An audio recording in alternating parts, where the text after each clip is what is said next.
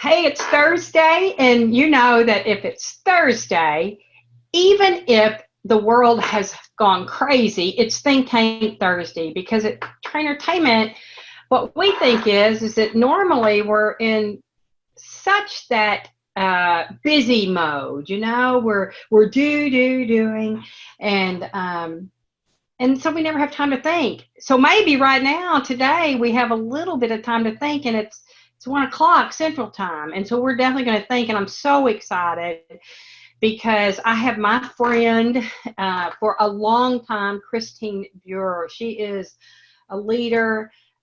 She's a leader in the entertainment industry. She's a leader at EO, the Entrepreneurs Organization. I definitely want to tell you about that. And she's doing some amazing things with her life right now.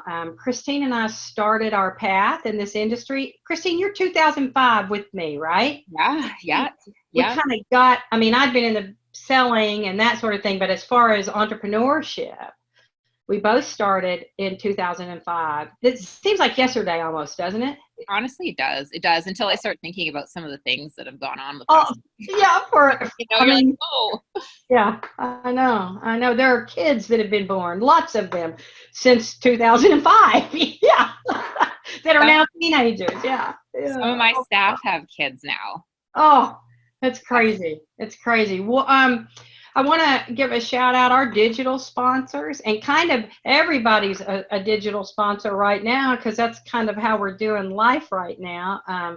But our specific digital sponsors that help us to produce these kinds of things are Bowling Music Network and Redemption Plus, and so we want to give a quick shout out to them. But I'm dying for you all to meet my friend Christine, and Christine is going through some really, like, the world is crazy and upside down right now. But you started that, you flipped yours over before the world flipped over. So how crazy is this? I mean, tell me Oh, what's going on with you, Christine.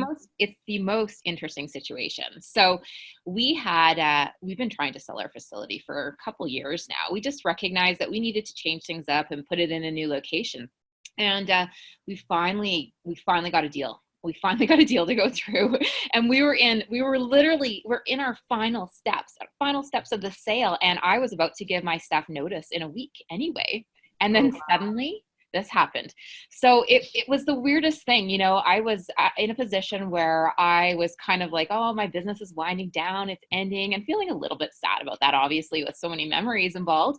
And then thinking, how am I going to manage my staff and how's this going to look? And then suddenly I'm in the same position as everybody else. right. It got done for you, didn't it? Yeah. It did a little bit faster than I was hoping and in a different way, but it really did. And it's interesting. It's put me in an entirely different position now than everybody else. So before it was a little different. I was shutting my business down. I was going into something new. Right. However, I was going to be without a job for a while and kind of figuring out what to do. This way, everybody else is in the same position as I am right now. And I'm going to actually walk away, which, I mean, I feel like I've got horseshoes right now, but I'll actually walk away with some money because we sold everything. Yeah. So That's it'll wild. create some opportunities going forward. So you were in transition before all this happened, and so I want to hear more about that. But I'd love to know what attracted you to the entertainment industry, because it's as if we all get addicted. Those of us that are lifers, and I kind of consider myself that at this point, and you too probably. You have lots of leadership roles in the industry with IAPA. You're the chairman of the FEC Education Committee. You've done a bunch of big things in your career. And so I'm curious, what were you doing before the entertainment industry, and what drew you to this industry? And I'm assuming you're staying in some way, shape, or form. Absolutely. Yeah. I mean, I think you come to this industry and you end up falling in love, and then the Mm-hmm. love affair lasts your entire life. Mm-hmm. Um, Even if it's abusive, right? oh my gosh, that's an interesting way to look at it. But yeah, right. Well, relationships change. So get out Yeah, of the abusive ones and find the positive ones, right? yeah, yeah. Um, before I was in the FEC world, we were part of the Body Shop, the hair and skincare company. Oh, And it's, I mean, what an amazing company. I grew up in that company, actually. Okay. So I really got all my values and my social consciousness from that business, because that's what the Body Shop was focused on, was reducing, reusing, recycling, and, providing a good income to communities in need around the world that just couldn't sustain themselves. So we had, the Aboriginals that were producing Brazil nut oil for us, and we were using that in our Oh, products. And so okay. it was a real passionate and social piece for me to be involved with a company that did such cool things like that. Wow. However, back in 2004, 2005, I believe it was, L'Oreal actually bought the Body Shop out, and Oh, things really changed. So they tried to hold on to the values, but I mean, a big company like that, things change, and the mm-hmm. marketing changed, and I think the appeal changed. They got rid of a lot of the programs that were kind of socially edgy and on the curve of environmentalism, and so they lost a lot of customers. And they decided that they were going to take the stores back from being franchised, which was really strong for them, into being corporate, because they could manage them easier. And Oh, we were getting wow. so much competition in the market. It really did actually make business sense, but it kind of threw us in a tailspin. And we thought, well, what are we going to do now? And at the time, we were looking around, and I had just had my daughter. So she was just born. She's 15 now. If you There you go. That's What 6. I said. Yes. We No. grew children up. Yeah. Yeah. Yeah. And in Calgary at the time, there was really nothing to do. Like, there's not much for families. FECs did not exist here. I think we had one laser tag arena, and that was literally it. You could go to a Wow. wave pool, but that's all we had. And maybe a go-kart track. And so we thought, what if we could bring some of these attractions to Calgary? And so we thought, let's just build a go-kart track and see how that would go. And through some of our visiting with the trade shows down in Vegas, I think it was ILI that we started going to first. Oh, yeah. And we just learned about the FEC industry, and I fell in love with the people, the products, just the whole dynamic of what an FEC is and the ability it has to impact people. It just made so much sense to me. Yeah. Yeah. Yeah. Talk about your core values. Talk about your core. I know you're one of my favorite stories that I tell, because people business owners go through that whole experience in that way. They think they're supposed to go through it, and we can get kind of corporate-y or jumbled up. We're trying to do it right. And you're a reader. You're a great reader. I know that you are. And you subscribe to the EOS model like we do. And but I'll never forget being on site with you guys and us going through. I think we were going through the vision piece, of an annual planning. And I'll never forget you going, we did our exercise about what your values are, like what your values are, what do you value, but the exercise we do where you write the 3 people you admire most. And I'll never forget you looking at the wall thinking, oh, the values I made that we wrote for this company are not what I value, and do you remember that experience? And we tweaked and we changed, and it was like, yes, that's what we believe. Yeah, that was such an eye-opening experience. Oh, Wasn't it? It was really cool. And I think it just, once I got that concept, it really helped clarify our business direction as a company. And it helped make it became clearer for us to share our values with our staff, our staff that were involved in that planning session, and then really help them understand what they needed to do to provide, customers with a good experience and be part of our team and really be cohesive and work together as a family. So how do you think that will help you as you move into whatever this next adventure is? well, I mean, I think it's critical to know what your values are, the good ones, like what your needs are and what your good values are, your come to values and your go away from values. What are the things that you don't want in your life? Oh, yes. Yeah. I Some, know some people would do better to start there, wouldn't they? Like, yeah, and my dear mentor and friend Nancy used to say, what would get you fired? right.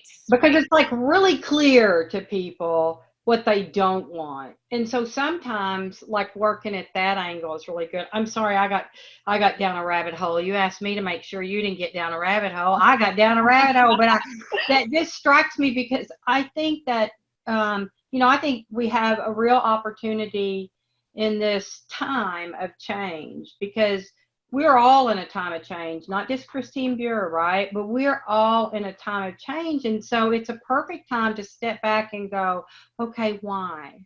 Yeah. Why do we want to do this? And what is it that we value more than anything? And let's do that. I agree. And you know, I think people get stuck on values a little bit too, because they look and they say, well, that's not really my value. And, you know, a bit of my argument is, and this is something I learned, is your values can be whatever you want them to be. And that was my biggest thing. And I thought, what is the direction I want my life to take, my company to take? Where do I want to go? And what values do I need in place in order to be a success? And that's where we really structured our values, or I structured my personal values around that. Yeah. And then I define what they mean, because the other thing is clarity, right? Clarity of your focus and clarity of vision. And, you know, when I say health and family are important values to me, well, what does that mean? You know, that means it can mean entirely different things to different people. Different people, yes, yeah. Making sure you're clear on what the definition of that means is super important. Oh, it is. That's why we're real wrapped up in that whole, it looks like this and it doesn't look like that, because it just gives us such great language. In our company, one of my most fun ones is we believe in fun. And I just couldn't believe that that's what we had to put down as a value, but we did. We absolutely did, because we spend too much time working. And if it's not fun, I don't want to do it. And what's not fun, like what it doesn't look like, is being out on the ledge.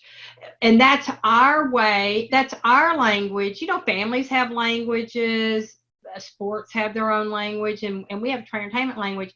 And that being out on the ledge means we're under way too much stress. You know, we're about to jump, or we want somebody to push us off and just be done. That's not fun. And nobody deserves being out there. And we have a really good system in place. If somebody raises their hand and says, hey, I'm on the ledge, we know what that means. We know how to help. We know they need help, you know? So, yeah, anyway, what keeps you going? I mean, in this time of change, some people will go ahead and sell their businesses and they weren't planning it. It's awesome that you were planning that, and now you know. But how has it changed what you might do? What the next step you might take is? So it's really interesting, because, you know, I think we all walk around with this question in our head, and I think our actions and everything that we do kind of gets. We use that question to kind of drive our efforts and our behaviors. And one thing I know about myself, and I'm so glad that I had this switch, is before I understood that a little bit, I think the question I was asking myself was, am I good enough? And I think that's honestly, a big difference. That's a big difference. If this happened to me today, and this was all happening, I think that this could be very detrimental to me as a person and my soul if I looked at the world that way and that was the question I was asking. But, you know, I took a step back and I reevaluated what I wanted to do in my life and how I wanted to feel about things. And I changed my question. And so, you know, what my question is now is, what can I do to appreciate and love myself and others more? And so any kind of action I make, I kind of think of that always in the back of my head. Okay, well, is this loving me, and is this loving people? And am I supporting and helping people as I do this? And say the question again. Please say it again. What can I do to appreciate and love myself and others more? Wow, that's great. That's great. What a wonderful focus. It's changed the way I perceive the world. It's changed my actions, and it's changed the way that I feel about my actions. It's been incredible. Wow, that's fantastic. Hey, what will you do this time around different than you did 15 years ago? Yeah, I really have been thinking about that a lot, and you know, everything I did was such a great learning experience, and it gave me such value in my life. But I learned a lot about systems and business processes, which are very valuable, but they change too. The one thing that I know, which is absolutely key to running a business or doing anything in any organization or any kind of field, is making sure that the team you have is the right team and the right people that can work with you. And I think what I would do differently this time is I would just make sure that the people I'm hiring are the right people to be in those positions and that they work well with me. It took me that's probably, it was my biggest challenge in business, is understanding what skill set someone needed to be in a position and what kind of personality they needed to have to work well with me. And once I nailed that piece, that's when things really started thriving for us. That's great. I know, because as entrepreneurs, and I know you did this because we work closely with your organization and we've done it, and every other entrepreneur group I've worked with does it. We make up positions to fit the people we know instead of creating the job that's right for the business and then finding the right person for the job.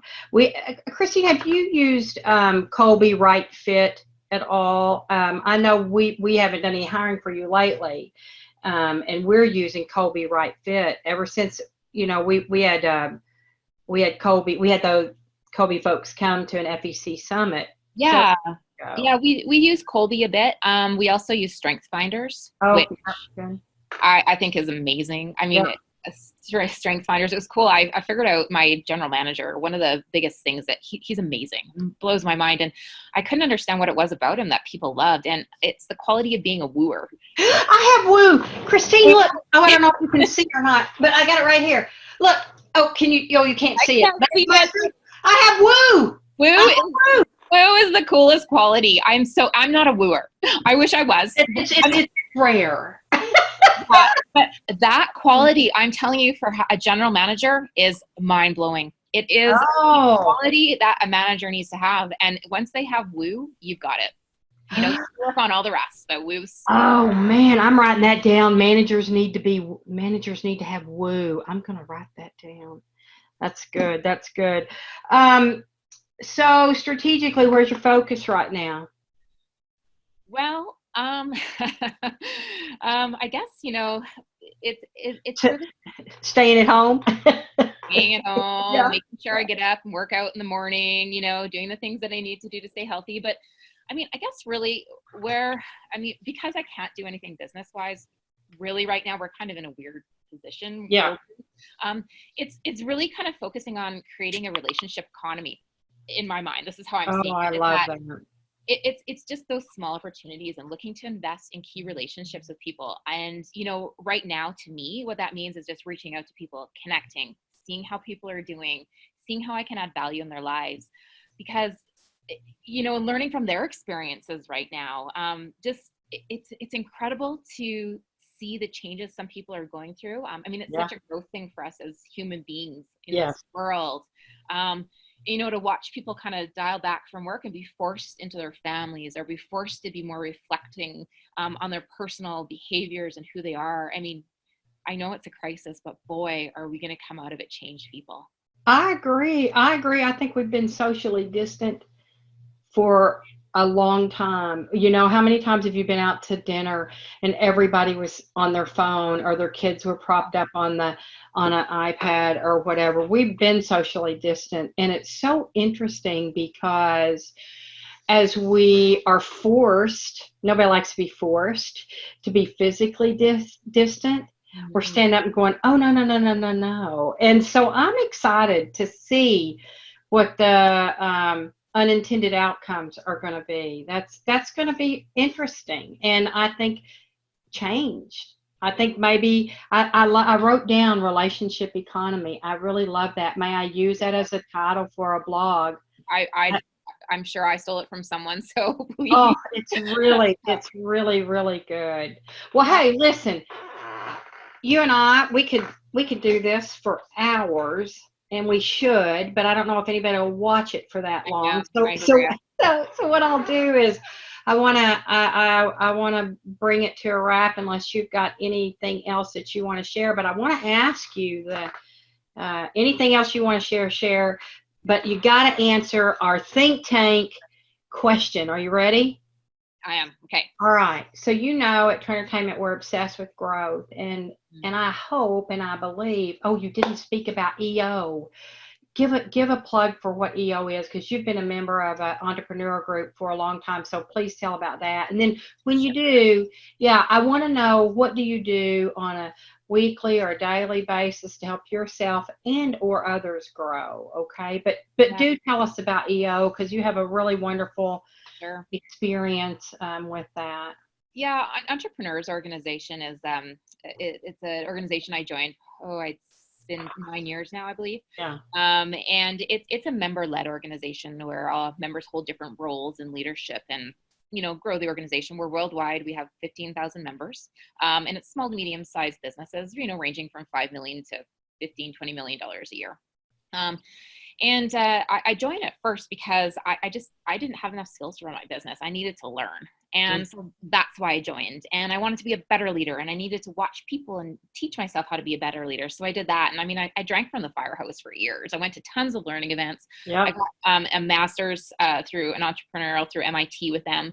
And, I've gone through many different levels of volunteering in the organization, and I've created incredible relationships with people around the world on Zoom calls like this, honestly. Yeah. And I get to see them at events from time to time and learn about what's happening in their companies. But it's really given me a fresh perspective and a different perspective on the world, because people in different cultures see things differently. And it's really helped me value where you stand and standing in other people's shoes. It's been unbelievable. And currently I am a little bit crazy right now, but I am the global events chair for the organization. And so I help pick locations where we put on our big university programs or explorations, where we travel around the world as members, can come together, watch learning events, and have these experiences. Unfortunately, right now that's all put on hold, but I mean, really, EO is an amazing community. It's like having a board of directors in your back pocket. And I've never felt so connected to a group of people in my life. I could fly to India, and if I had a problem there, call up a member and they would bail me out or help me or support me or guide me. So it's just a community with a massive amount of strength. Right now our big slogan is, I'm here for you. And if there's anything I can do for you, then we're here together, doing it together, because we're better as one. Wow. It's helpful to be part of those things. It's life-changing. But back to your original question, what do I do to grow myself and to grow others? I guess, first of all, for myself, my biggest growth opportunities come when I put myself in challenging or scary situations, because that's the only way to learn and grow. And I know that if I'm pushed, I can learn about something. I will ask people's opinions about things, and it takes away the automatic piece of what I'm doing on a day-to-day basis. And that's where I see my biggest growth opportunities. I see different points of view and just how people function differently. Right now, I'm focused on becoming a better writer, because I feel like I just need to learn how to clarify my point of view a little bit better and express all these great things that I'm learning. And, for others, I guess, and I think I learned this from my daughter, because, your children are the ones that will push back the most. Oh, sure. But with her, helping her grow is really about dropping little nuggets of information in her lap and just leaving them there, letting them sit for a while, telling her little stories and sharing experiences that I've had, whether they're true or not sometimes. They're crafted. They're nice for the purpose. I love that. Thank you, Beth. Yes. That's a really great way to look at it, and just posing kind of questions to get her or my staff to think differently, making them come to me with the solutions rather than giving them all the solutions. That's brilliant. That's brilliant. If you always have to be the answer gal, nobody else can grow. That they can't. That's brilliant. That's brilliant. Well, I love you, and I appreciate you coming on. I'm excited about what's next for you. I can't hardly wait to see what it is. I expect to be part of it. Oh, 100%, absolutely. You think you're almost like my second mother, so you'll have to be there, God in my way. I love it. I love it. I love it. Well, you have a great rest of the day, and thank you for coming on Think Tank. You'll have to come again. Awesome. Thanks so much. All right. There's more. Will be part 2 of the story as we see you on your journey. Next, right? That's it. What's next with Christine Buhr. Thank you, doll. Bye-bye. Bye.